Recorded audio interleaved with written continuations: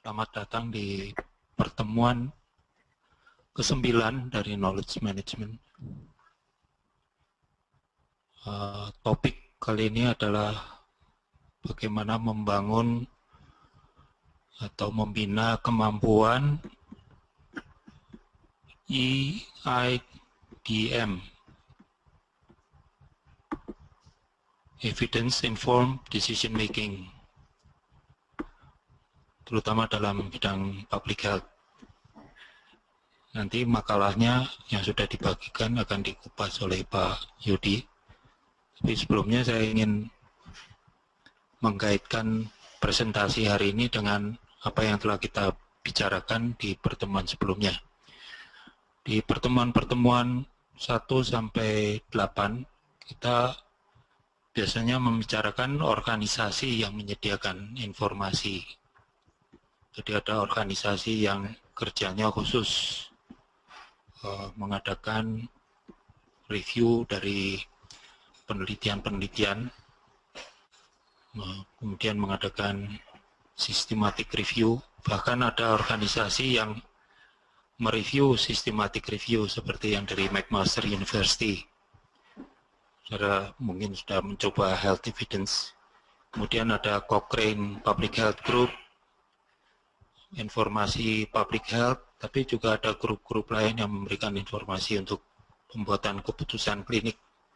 Dan kita juga telah membahas bahwa penyediaan informasi ini dapat secara pasif, yaitu disediakan di suatu website, kemudian terserah individu atau organisasi yang ingin menggunakan. Tapi juga kita telah membicarakan cara yang lebih aktif, proaktif, atau diseminasi. Contohnya kemarin proyek KT4LG, singkatan dari Knowledge Translation, kemudian mungkin dilaksanakan di 4 local governments. Local governments di provinsi atau negara bagian Victoria, dan local governments mungkin di sini setingkat kabupaten. Dibantu oleh beberapa universitas termasuk McMaster ikut membantu supaya organisasi pemerintahan Pemdanya dapat mengatasi masalah obesitas, kalau saudara ingat waktu itu ya. Tapi kali ini kita akan membahas dari pihak yang seberangnya, yang menggunakan informasi ini. Dan organisasi ini mengupayakan sendiri evidence informed decision making. Nah, kali ini PIL Public Health ini mungkin seperti Dinas Kesehatan Kabupaten atau Kota PIL. Jadi untuk memberi gambaran sedikit, kalau kemarin proyek KT4LG itu di negara bagian Victoria, slide yang berikutnya. Sebelumnya, nah itu Victoria, lalu ada 4 kabupaten atau kota yang diintervensi, dibantu oleh perguruan tinggi untuk mempraktekkan evidence informed decision making. Jadi universitas atau perguruan tinggi ini secara proaktif mengintervensi.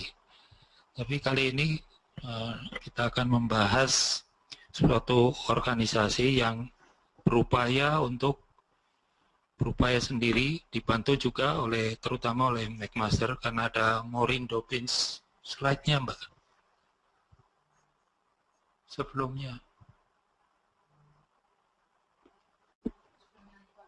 Ya, ini.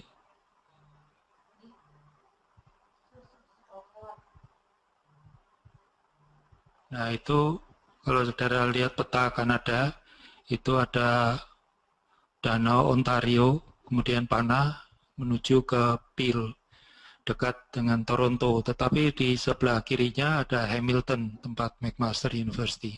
Coba slide berikutnya. Nah itu Peel, satu kabupaten mungkin di sini ya, di provinsi atau di sana negara bagian Ontario. Kemudian Hamilton pada ujung kiri dari Danau Ontario ini. Nah, mereka di organisasi ini seperti Dinas Kesehatan Kabupaten berupaya untuk mempraktekkan evidence informed decision making di bidang kesehatan masyarakat. Nah, kita dengarkan saja pembahasan dari Pak Yudi, nanti kita diskusi atau tanya jawab. Oke, baik, terima kasih. Assalamualaikum warahmatullahi wabarakatuh. Selamat siang Pak Rosi, selamat siang semuanya. Sebelumnya saya terima kasih Pak Rosi diberi kesempatan untuk membaca paper ini.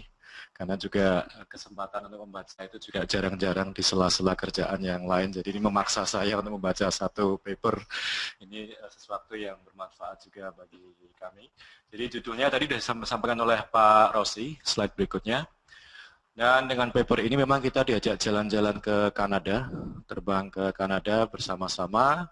Dan ada alasan-alasan kenapa kita diajak terbang ke Kanada terkait dengan topik ini. Nampaknya memang yang namanya EIDM ini, Evidence Informed Decision Making in Public Health ini menjadi satu prioritas di Kanada.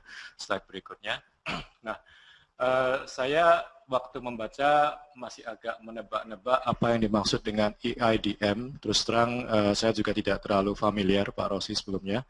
Yang saya sering dengar adalah istilah evidence-based public health dan sebagainya. Sehingga waktu mendengar ini saya mencoba untuk mereka-reka maksudnya apa. Dan ini definisi yang mereka pasang di paper mereka. Dan mereka menyampaikan bahwa kalau menurut mereka EIDM adalah intentional systematic process of bringing the best available scientific evidence. Dan kalau saya baca lebih lanjut dengan beberapa paper-paper yang lain, nampaknya memang ini satu evolusi dari yang tadinya evidence-based ke evidence-informed. Ya. Ada beberapa tulisan yang membahas bahwa memang ada satu perkembangan dari evidence-based ke evidence-informed, karena yang di evidence-based itu dianggap mungkin terlalu mengedepankan research sebagai evidence, dengan kalau evidence informed ini, slide selanjutnya, research sebagai salah satu, sehingga tidak mendewa-dewakan research sebagai beyond, above all gitu, namun sebagai salah satu, bahwa intinya keputusan-keputusan public health itu akan mencermati beberapa hal, beberapa pertimbangan, termasuk di situ adalah research. Jadi kenapa istilahnya adalah evidence-informed decision making in public health. Itu sesuatu perkembangan yang menarik dan nampaknya memang beberapa literatur juga mengarah ke sana, bahwa ada pergeseran dari evidence-based ke evidence-informed. Selanjutnya. Nah, ini sekitar memberikan ilustrasi mengapa EIDM ini sedemikian marak di Kanada. Ini menunjukkan beberapa perkembangan di Kanada yang menunjukkan bahwa banyak hal yang dikerjakan di Kanada yang itu mengarah ke EIDM. Misalnya tahun 2005 yang lalu mereka membentuk di Kanada itu ada 6 National Collaborating Center yang tujuannya untuk menerjemahkan scientific evidence untuk policy maker sama practitioner. Kemudian juga untuk core kompetensi untuk public health practitioner, jadi kompetensi untuk praktisi public health per 2008 itu salah satunya adalah EIDM. Jadi itu masuk dalam kompetensi standar public health practitioner. Itu menunjukkan seberapa prioritasnya EIDM bagi mereka itu masuk dalam kompetensi standar. Bahkan khusus di Ontario punya Ontario Public Health Standard yang itu menekankan bahwa dasar dari semua programnya mereka itu adalah EIDM. Itu ada di Ontario Public Health Standard, bahwa semua programnya, semua layanannya harus dibangun di atas dasar EIDM.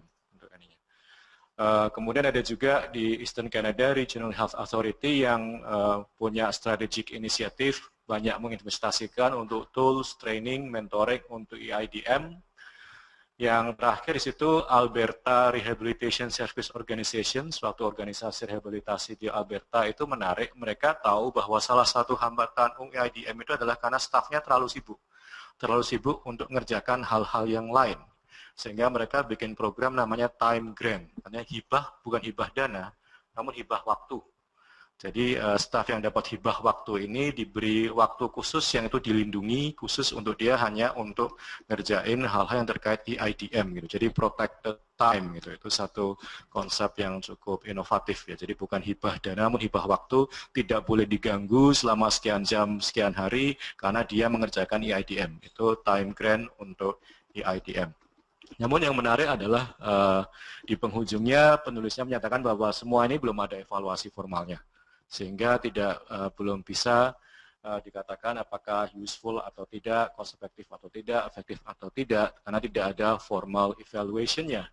Sehingga dalam paper inilah mereka mencoba untuk menangkap satu peluang, karena ada satu studi yang dilakukan di beberapa unit termasuk di Peel Public Health, untuk bisa lebih mengevaluasi suatu upaya untuk membangun kapasitas untuk EIDM. Slide. Nah, jadi tujuan dari studi ini adalah untuk mengeksplorasi dan juga untuk inform early implementation of Peel Public Health. Kenapa early? Karena ini programnya 10 tahun. Ini menarik ya, jadi satu capacity building program yang jangka panjang, 10 tahun. Jadi mereka melihat bahwa untuk bisa sampai ke sana itu perlu waktu yang panjang, 10 tahun. Namun paper ini, studi ini hanya mengevaluasi baru yang 2 tahun pertama, karena maksudnya memang mau inform early implementation. Terus kemudian dalam paper ini fokusnya adalah menyajikan hasil terkait dengan apa yang mereka tangkap sebagai critical factor dan dinamika yang terlibat dalam transformasi organisasi untuk dapat mencapai tujuan-tujuan dari EIDM itu sendiri. Itu tujuan dari paper ini. Slide. Setting dan konteksnya tadi sudah diceritakan oleh Pak Rossi, ini Peel Public Health, ini ada di suatu daerah di Ontario di sana, dekat Toronto, dan di situ kalau tidak salah statistiknya, coverage-nya 1,3 juta, populasinya, staff Peel Public Health sekitar 800. Jadi memang seperti satu dinas kesehatan kota ya, karena memang ini urban area katanya. Nah, kemudian yang menarik juga, Peel Public Health itu punya renstra. Renstranya itu bukan renstra 4-5 tahun, tapi renstra 10 tahun. Jadi renstra dari tahun 2009 sampai 2019. Dan dalam renstra itu ada 5 prioritas untuk infrastruktur. Nomor 1 adalah EIDM. Jadi dalam infrastruktur prioritinya renstranya mereka itu selama 10 tahun ke depan adalah pengembangan kapasitas untuk EIDM. Jadi mendapat prioritas yang sangat besar dari organisasi tersebut. Ya. Slide. Ini desain dari studinya, jadi ini adalah suatu studi kasus kualitatif yang hanya menangkap antara periode 2008 sampai 2010. Nah, EIDM sendiri mulainya adalah 2009, jadi maksudnya mereka menangkap sebelum EIDM-nya jalan, strategi inisiatifnya, dan setelah EIDM itu mulai jalan. Dan ini informasinya berbasis pada semi-structured interview, FGD, kemudian juga review sampai 137 dokumen. Slide. Ini hasilnya, jadi dari dokumentasi mereka banyak sekali yang dilakukan di Peel Public Health itu untuk bisa mengembangkan kapasitas untuk EIDM. Ya. Di situ termasuk berbagai training, berbagai workshop, termasuk restrukturisasi perpustakaan, termasuk menciptakan posisi-posisi baru khusus untuk EIDM, misalnya untuk spesialis untuk searching itu mereka bikin posisi khusus dengan gaji, core funding dan seterusnya, juga termasuk akses external expertise, konsultan-konsultan dari luar, mungkin termasuk McMaster dan seterusnya, commissioning literature review, jadi kerjasama dengan pihak luar untuk literature review, dan juga committing significant budget untuk funding EIDM. Jadi mengalokasikan anggaran yang cukup besar untuk EIDM itu sendiri. Ini yang mereka lakukan pada awal-awal inisiatif untuk pembangunan kapasitas EIDM itu. Slide berikutnya. Nah, yang mereka dokumentasikan adalah selama mereka melakukan inisiatif itu, saat inisiatif itu mulai berjalan sampai tahun 2010 saat mereka terakhir mengumpulkan data sekalipun, itu masih cukup banyak barrier untuk bisa melakukan EIDM. Dan cukup menarik di situ. Mereka mengatakan bahwa salah satu barrier adalah inadequate access to database and full text article. Padahal ini di Kanada ya, jadi ternyata tidak hanya di Indonesia, mereka punya kendala akses terhadap full text article. Di Ontario sekalipun mereka ada unit-unit seperti ini yang masih juga punya kesulitan akses terhadap full text article. Kemudian juga setelah berbagai training itu sekalipun juga masih dikatakan limited EIDM knowledge and skills, meskipun tadi ada workshop, training, dan sebagainya. Dan juga masih ditemukan bahwa alokasi waktu untuk EIDM itu susah karena banyak kerjaan-kerjaan yang lain sehingga masih banyak staf yang merasa sulit untuk alokasi waktu untuk EIDM. Slide selanjutnya. Nah, ini adalah berbagai critical factor and dynamic, artinya beberapa faktor-faktor yang mereka identifikasi dari data mereka yang menunjang keberhasilan untuk membangun kapasitas EIDM di field public health. Yang pertama mereka sebut ada vision and strong leadership, ada kepemimpinan yang sangat kuat, jadi ada leadership dari top level, dari Ministry of Health-nya. Kemudian juga di situ ada berbagai perubahan posisi, ada hubungan-hubungan baru, ada restrukturisasi organisasi yang itu mendukung ke arah sana. Juga ada peningkatan penguasaan akan keterampilan-keterampilan terkait dengan EIDM. Ya. Kemudian juga ada pengadaan sumber daya teknologi dan anggaran juga yang itu sangat mendukung. Ada juga pergeseran budaya dari seorang pelaku, ya, doer, karena mereka adalah field public health, biasanya melakukan saja, menjalankan saja, menjadi thinker doer. Jadi itu suatu perubahan yang cukup besar. Jadi hanya pelaku menjadi pelaku yang berpikir, gitu, thinker doer. Kemudian juga ada upaya untuk mendongkrak atau memperkuat perpustakaan, knowledge management, supaya informasi-informasi yang tersedia selalu yang terbaru, selalu komprehensif, dapat diakses dan mudah untuk dimanfaatkan. Kemudian juga ada upaya-upaya strategi komunikasi untuk meningkatkan awareness mengenai EIDM, untuk memberikan update-update, untuk juga transparansi inisiatifnya, dan juga ada proses untuk memonitor, mengelola, dan mengevaluasi perubahan-perubahan yang dilakukan. Nah, itu adalah faktor-faktor kritikal dan dinamikanya yang terkait dengan bagaimana mereka bisa untuk mendorong kapasitas EIDM itu di field public health. Kalau ini diperes-peres, slide berikutnya, maka kata kuncinya adalah ini. Leadership, organizational structure, human resource, organizational culture, knowledge management, communication, sama change management. Itu kalau diperes-peres kemarin kuncinya apa sehingga mereka bisa progres dengan EIDM itu setidaknya untuk 2 tahun pertamanya. Ya, itu hasil dari studi kasusnya mereka. Nah, mari kita lihat dari discussion-nya, slide berikutnya. Kalau kita lihat slide tadi, kembali lagi, ini, maka sebenarnya ini tidak jauh beda dengan kalau kita mempelajari studi-studi kasus untuk perubahan-perubahan organisasi untuk topik-topik lain. Tidak usah untuk EIDM, untuk quality improvement, untuk performance management. Itu biasanya kalau kita lihat studi kasusnya juga akan menggunakan faktor-faktor ini. Sama juga. Jadi ini sebenarnya bisa dikatakan tidak EIDM spesifik begitu. Slide berikutnya. Karena itu kalau dibandingkan literatur itu sama dengan apa yang ditemukan dari berbagai literatur dalam transformasi sistem. Komponen-komponen itu sama. Akan perlu leadership, akan perlu ada shifting organizational culture, akan perlu change management, knowledge management, dan sebagainya. Itu juga ditemui kalau kita mempelajari referensi-referensi yang terkait dengan transformasi sistem, sama saja.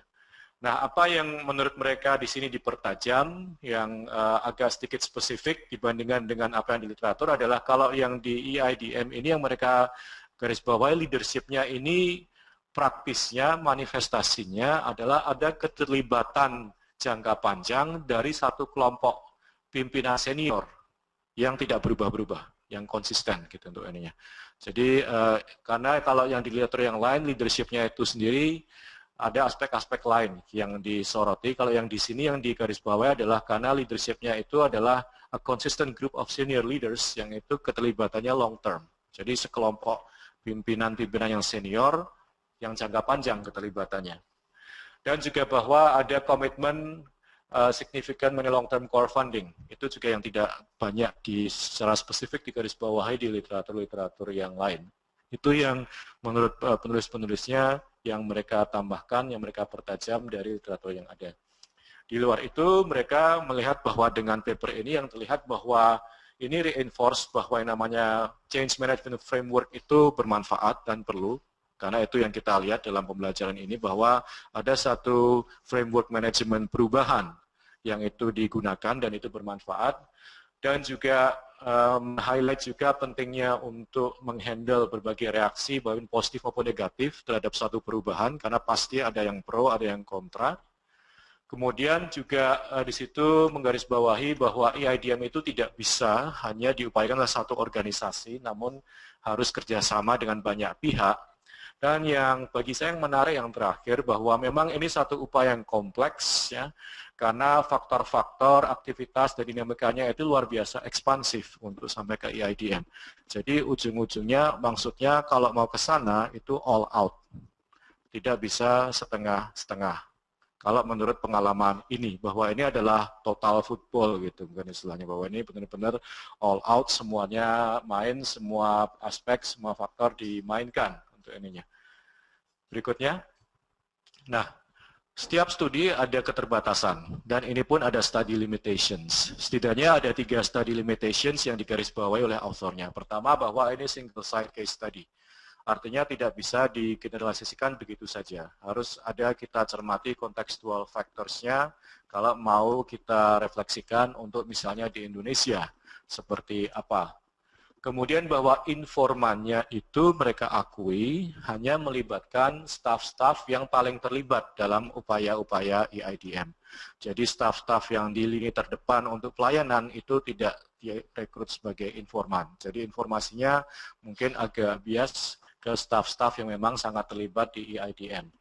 Dan bahwa ini baru memotret 2 tahun pertama dari satu inisiatif selama 10 tahun. Sehingga bisa jadi 2 tahun pertama itu menunjukkan gambaran yang sangat positif, tapi tidak berarti bahwa itu akan kemudian sama positifnya untuk tahun-tahun berikutnya. Dan ini saya agak tertarik poin yang terakhir ini, karena mereka mengatakan oke, ini sampai tahun 2010 pengumpulan datanya, sekarang kita tahun 2014. Sehingga saya kemarin, tadi malam tepatnya, agak sedikit tertarik untuk ngecek sekarang seperti apa sih. Kan ini sudah 2014. Bagaimana pelaksanaan di PIL Public Health untuk inisiatif ini. Menariknya adalah kalau kita cari ke websitenya, itu tidak banyak informasi terkait inisiatif ini. Yang menarik adalah tadi mereka mengatakan bahwa ini di strategic plan 10 tahun ini menjadi prioritas nomor 1 untuk infrastruktur. Namun apa yang terjadi, tahun ini ternyata ada update strategic plan. Bisa slide berikutnya. Dan EIDM-nya hilang. Agak mengagetkan begitu, bahwa ini adalah strategic plan yang mereka tadinya buat, yang ternyata mereka tadinya 10 tahun, namun kemudian di-cut di 2013. Kemudian ini adalah update yang 2014 sampai 2019. Nah, kalau kita lihat ada beberapa yang di situ dipertahankan, ethno-cultural diversity, workforce development, tapi yang lain-lainnya itu berubah, termasuk EIDM. Dan ini mengundang tanda tanya. Ada apa di situ? Kenapa sesuatu yang tadinya itu ada di depan sekali, tapi terus kemudian menghilang? Nah, ada satu istilah baru di situ yang saya juga agak bingung. End-to-end public health practice. Ini barang apa lagi gitu untuk ini? Tadinya sudah bertanya-tanya EIDM itu apa, sekarang ada end-to-end public health practice gitu. Saya search di literatur hampir nggak ada. Ternyata ini adalah adopsi dari dunia IT. Jadi kalau di IT itu ada istilahnya end-to-end solution begitu untuk ininya. Ini diaplikasikan di dunia public health.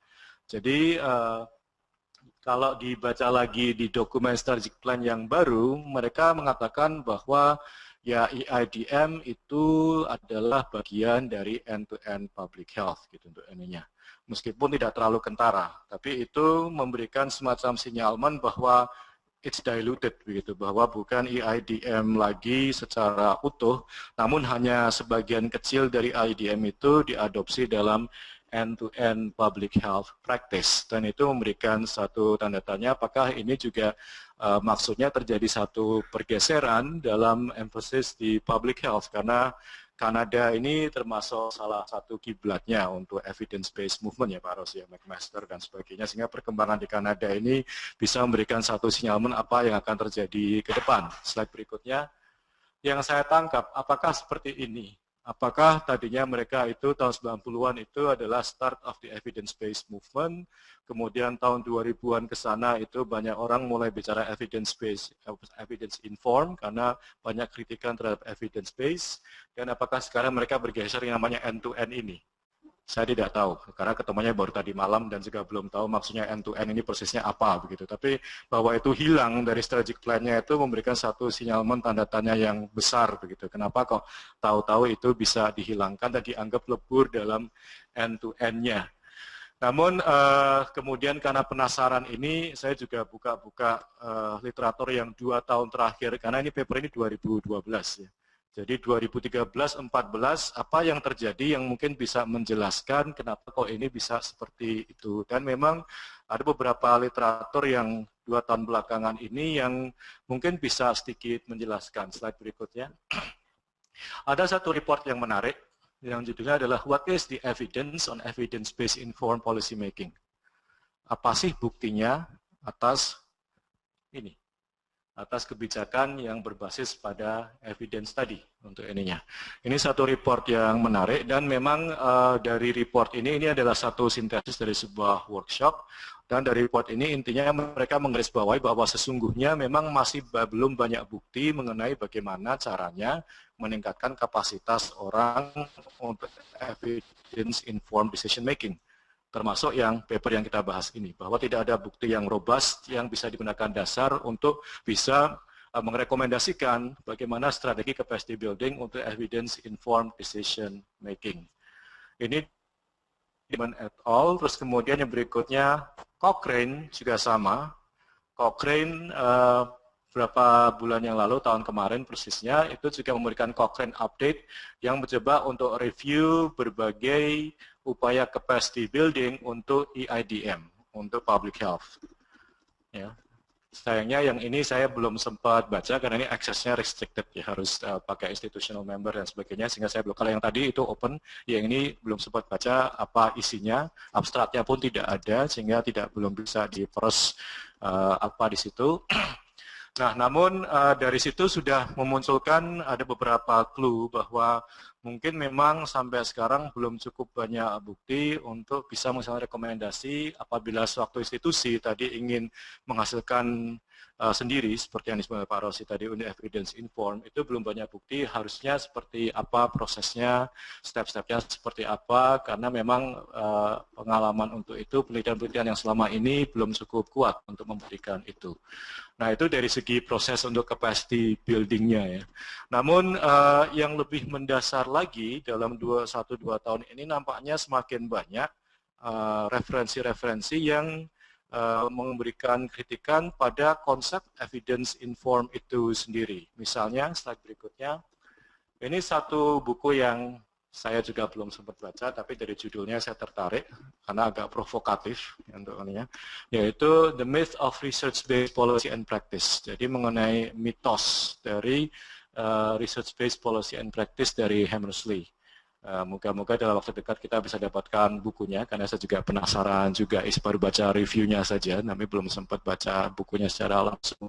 Apa kritikan-kritikan dia mengenai research-based policy and practice, namun ini memberikan mewakili satu gelombang yang mengkritisi itu, dan bisa jadi mungkin itu akan juga bisa menjelaskan kenapa yang di field public health tadi akhirnya bergeser ke end-to-end, bukan ke evidence-informed decision making itu. Nah, yang lebih menarik lagi adalah kalau kita lihat bahwa ini semua dulu nenek moyangnya adalah evidence-based medicine pada tahun 1990-an, ya, sehingga basisnya adalah IBM.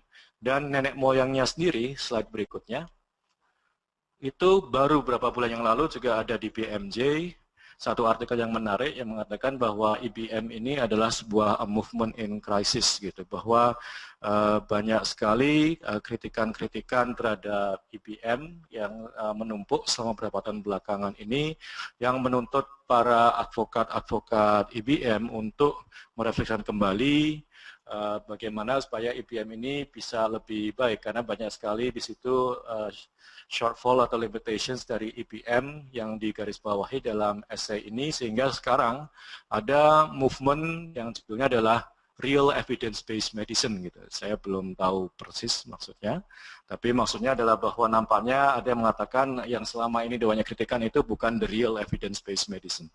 Tapi itu yang KW2 lah untuk ininya.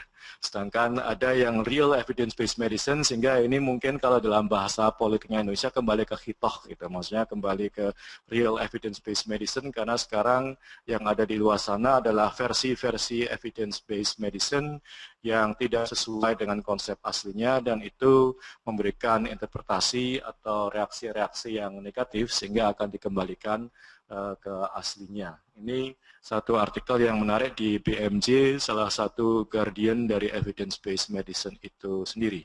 Nah ini kalau buat saya ini poin-poin yang menarik Pak Rossi, karena ini cukup kritikal ya, dalam arti mempertanyakan hal-hal yang sangat fundamental, meskipun sayangnya memang belum sempat membaca full. Kalau ini ada, ini bisa di-download ya dari BMJ, tapi paper buku yang tadi sama yang dari Cochrane itu belum sempat buka, karena tadi malam juga, jadi belum sempat mengupayakan untuk akses ya untuk ininya. Nah, namun itu sekedar melengkapi untuk where does this paper left off, karena paper ini berakhir di tahun 2010, datanya dipublikasikan tahun 2012, dan nampaknya ada beberapa perkembangan pasca data dikumpulkan, paper dituliskan, yang berujung pada tadi, penghapusan dari EIDM itu dalam range-nya tadi. Nah, sehingga ini suatu yang kalau dalam diskusi mungkin menarik juga untuk konteks kita bagaimana terkait dengan EIDM ini, dengan mencermati tadi berbagai hal yang ada di papernya dan juga perkembangan pasca penelitiannya itu berakhir. Ya, kalau dari saya, slide selanjutnya saya kira itu slide terakhir ya. Dari saya itu mungkin Pak Rosli, sekitar beberapa highlight isu-isu yang menurut saya menarik untuk dicermati setelah membaca paper ini. Untuk selanjutnya mungkin kita bisa diskusikan. Terima kasih Pak. Ya, terima kasih atas kesempatannya. Bicara mengenai EIDM, baik itu yang sebelumnya evidence based dan sekarang mungkin jadi end-to-end, kurang lebih mungkin konsepnya ada beberapa persamaan yang terjadi dalamnya. Kalau misalnya menurut Bapak Yodi, di sana kira-kira faktor utama mana yang terlebih dahulu diupayakan sehingga memicu faktor-faktor lain bisa diwujudkan dalam rangka meningkatkan kinerja organisasi, Pak? Ya, terima kasih. Oh iya. Faktor utama mana yang terlebih dahulu kita wujudkan dan kita optimalkan sehingga dapat memicu faktor-faktor lain dalam rangka meningkatkan kinerja suatu organisasi, Pak, dalam rangka EIDM ini. Terima kasih. Kalau menurut yang saya pahami, yang saya baca, kalau mempelajari yang dari Peel Public Health itu, yang nomor satu mereka ini kan adalah yang leadership-nya tadi. Jadi yang mereka bilang ada long-term involvement of a consistent group of senior leaders yang mendorong terus dari atas. Yang saya duga, kenapa ini berubah, bisa jadi leadership-nya juga berubah. Mungkin pimpinannya Peel Public Health-nya berubah gitu untuk ininya. Orangnya pergi. Iya. Mereka takut ini. Betul. Nah, itu yang saya duga, bahwa ini dulu bisa lama karena waktu itu ada kelompok yang cukup lama di situ di senior level ya pada posisi itu, sehingga ini bisa berjalan. Namun kok terus tahu-tahu 2014 ini berubah, asumsi saya itu ada perubahan orang di pucuk pimpinan, karena itu faktor yang cukup kuat untuk ininya. Sehingga ya kalau sebagai faktor utama, kalau menurut itu adalah itu, dan bisa jadi itu menjelaskan kenapa tadi ada perubahan untuk ininya. Kalau dilihat penulisnya itu ada orang yang dari McMaster Dobbins itu, jadi mungkin ada hubungan yang erat dengan kepala dinasnya dan didorong, dimotivasi oleh orang-orang dari McMaster supaya melaksanakan EIDM. Tapi mereka khawatir kalau orang ini dipindah. Tapi yang terkait mungkin juga apakah training atau pelatihan kepala-kepala dinas ini bisa mencakup ini EIDM. Karena kalau kita pikirkan di Jogja sendiri, demam dengue atau di Bantul angka kematian ibu tidak bisa diatasi dengan baik. Apakah ini terkait juga dengan ini evidence informed decision making? Karena mereka pendekatannya lebih struktural. Seperti yang kita ketahui di dinas-dinas ini kita bagi menjadi bagian struktural dan bagian fungsional, Japfung ini. Dan Japfung ini tidak berdaya atau tidak difungsikan dengan baik, dan mereka juga tidak mempunyai kapasitas untuk EIDM.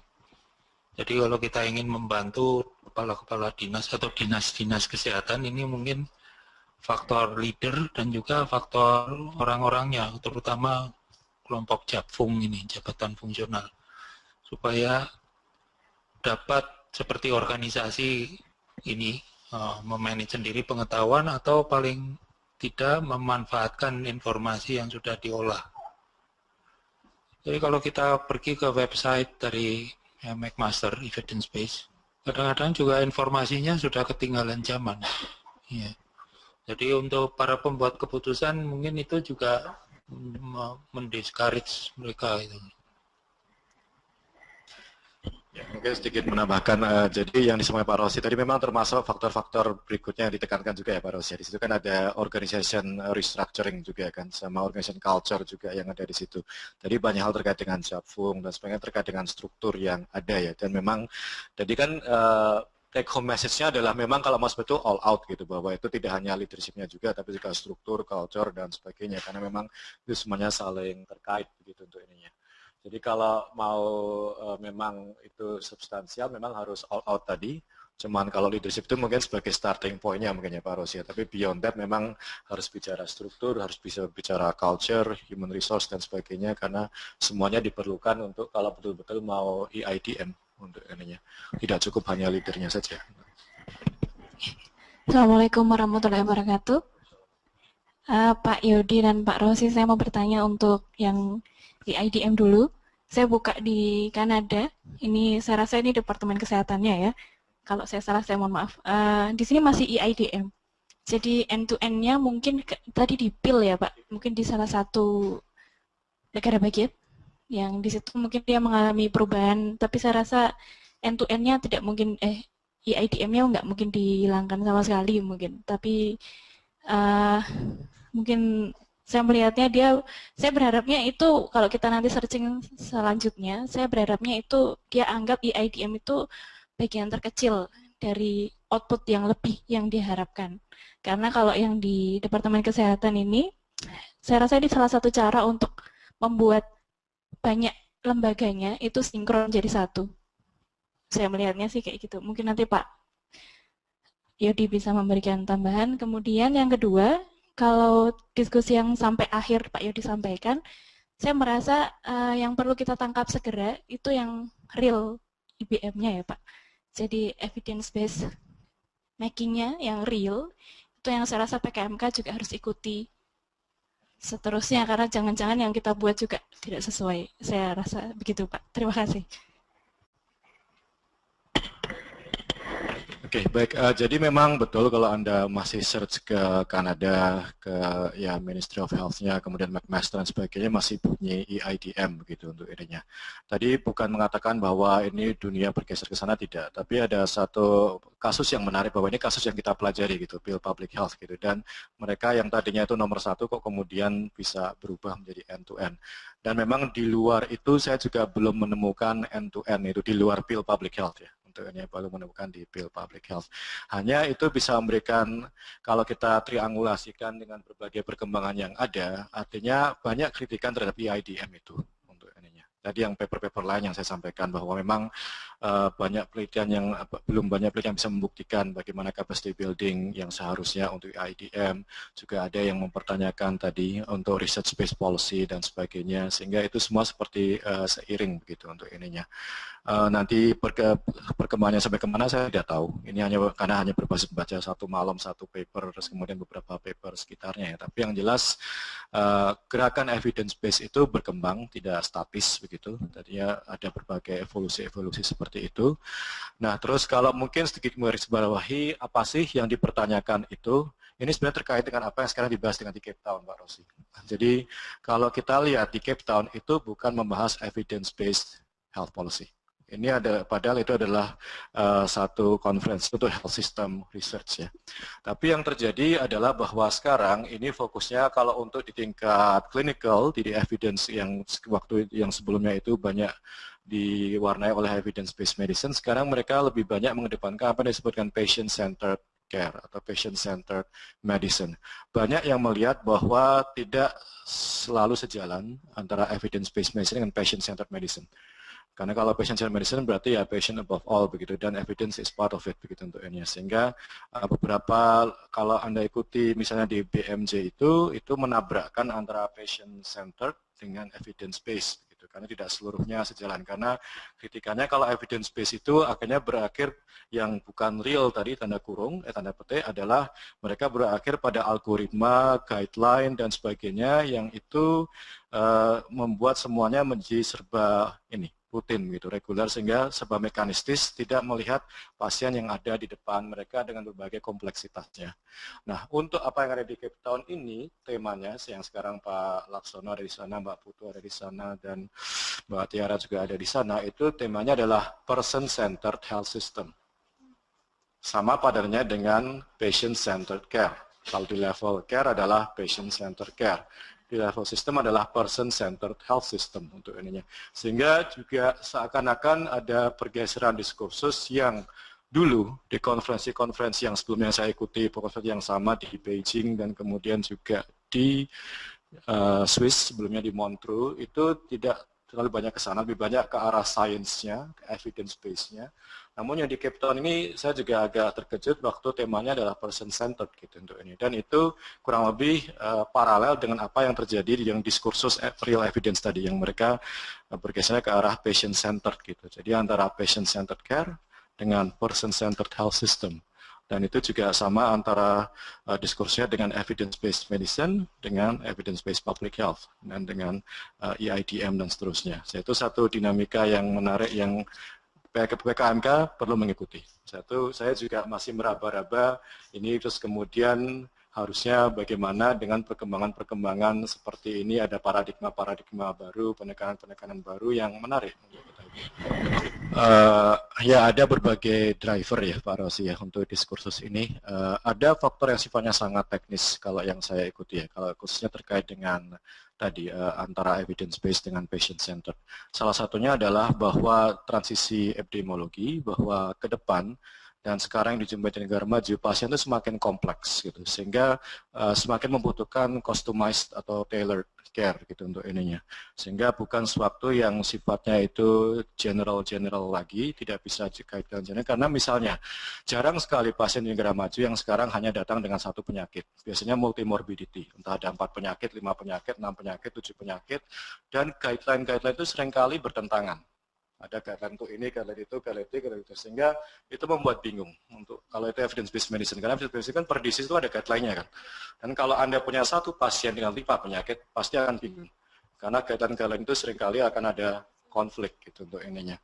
Nah, sehingga dengan konteks seperti itulah salah satunya mengapa ada beberapa kelompok di sini yang lebih ingin mendorong tadi yang patient-centered itu dengan konteks bahwa ke depan patient semakin kompleks, membutuhkan pendekatan yang lebih customized, yang lebih tailored.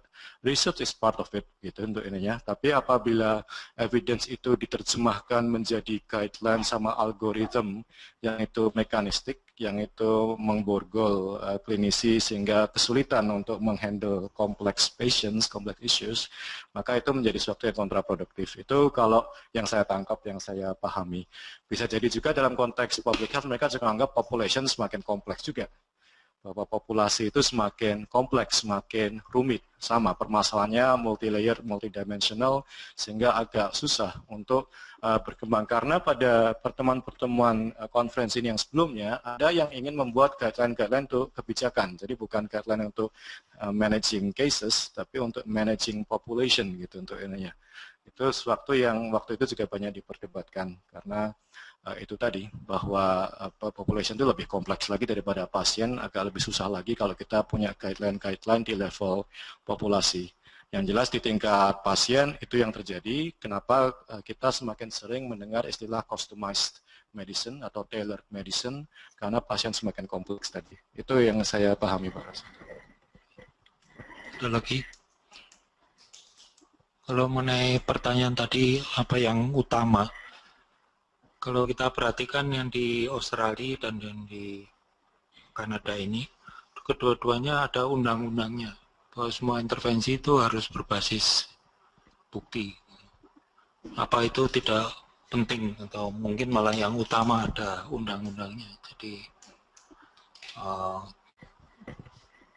itu menarik ya, saya juga terusik dengan itu dan saya mencoba untuk membuka, ini kembali lagi terjadi diskursus Pak Rossi, jadi memang betul yang di bill ini tadi saya tampilkan juga di Ontario tadi ya, Ontario Public Standardnya bahwa itu mandated, bahwa semua program sama services gitu, tapi apa yang terjadi di Inggris itu ada serangan balik ya, jadi ada semacam terutama dari kalangan pengambil kebijakannya itu sendiri yang akhirnya ada satu paper yang saya lupa, saya tidak kutip di sini, yang itu di-commission oleh Parlemen dari UK Parlemen mengenai policy advice untuk jadi research advice untuk policy, dan di situ mereka akhirnya yang mereka rekomendasikan bukan berarti semua kebijakan itu harus berbasis bukti, tapi harus transparan apakah kebijakan berbasis bukti atau tidak gitu untuk ininya.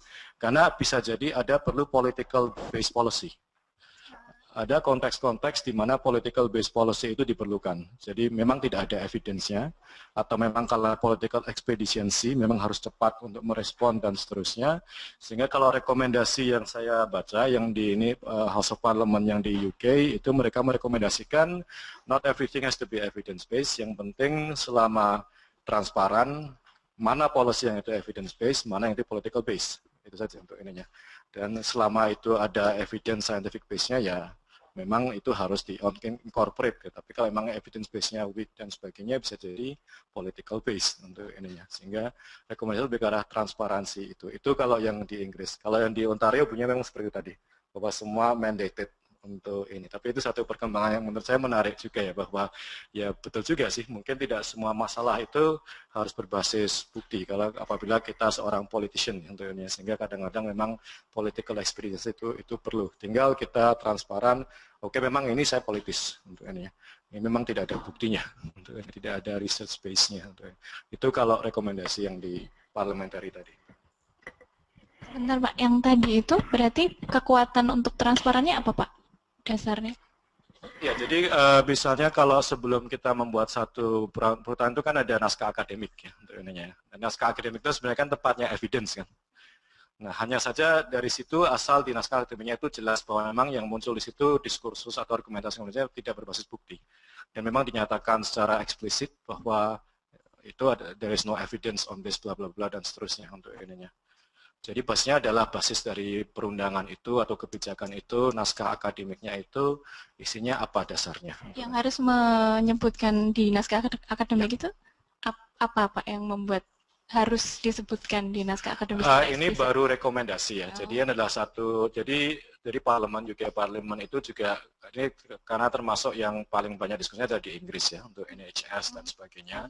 Dan di parlemen itu mengalami satu perdebatan mengenai evidence-based policy ini. Terus kemudian mereka mengkomisikan independen untuk satu komisi untuk bagaimana menyikapi policy advice berbasis pada penelitian. Terus kemudian rekomendasinya adalah bahwa kalau memang ada kebijakan-kebijakan yang itu tidak berbasis bukti, asal itu memang itu reasoningnya jelas dan memang itu ya asal di state saja bahwa itu memang this is a policy, terus kemudian bahwa di situ memang tidak ada bukti-bukti yang dikutip bahwa memang lebih banyak berbasis pada political considerations untuk ininya. Seperti itu untuk ini.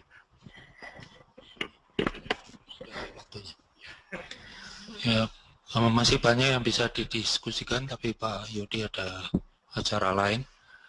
Bagi yang masih tertarik untuk diskusi lebih lanjut, bisa lebih lanjut. Tapi kita ucapkan dulu banyak terima kasih untuk Pak Yudi. Dan bulan depan ada topik menarik juga, yang presentasi Bu Adi Utarini.